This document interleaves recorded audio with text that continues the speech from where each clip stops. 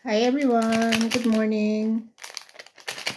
I just want to share with you my routine in the morning. Every morning, bago ko start yung aking araw, is magte-take ako ng 1 sachet of barley to boost our immune system and to protect us from all diseases.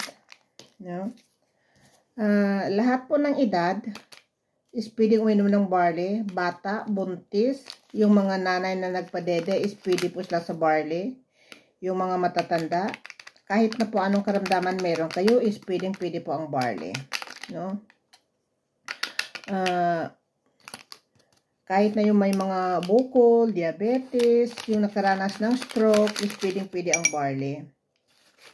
Kahit na po anong edad, anong mang karamdaman ang meron kayo sa katawan ninyo, is wag po kayo magdadalawang isip. Message nyo lang po ako, anytime po. Pwede po natin i-provide yung barley nga kakailangan ninyo. Marami naman din pong barley ang nabibili sa market ngayon, sa online. Pero may mga peke naman po, so ingat lang kung ano ang iti-take natin dahil mapupunta rin sa katawan natin yan. So itong pure organic barley, itong pure organic barley, ito po yung kanyang package, ganyan. May nakalagay dito is super brand. Ibig sabihin po, kapag super brand yung product natin, nakatatak ng super brand, ibig sabihin, kilala siya sa buong mundo at super effective din po at legit ang produkto. Kaya siya nagkaroon ng super brand na tatak dyan. At ngayon naman, ang sa loob ng barley na ito is ganito na ng itsura. Ganyan. Kaya ingat po kayo, dahil ngayon may barley na umiikot.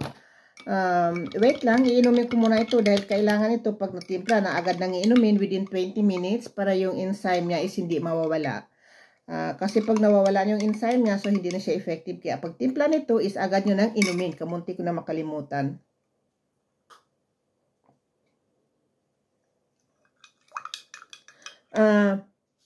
Lahat po ng edad is pwedeng uminom nito.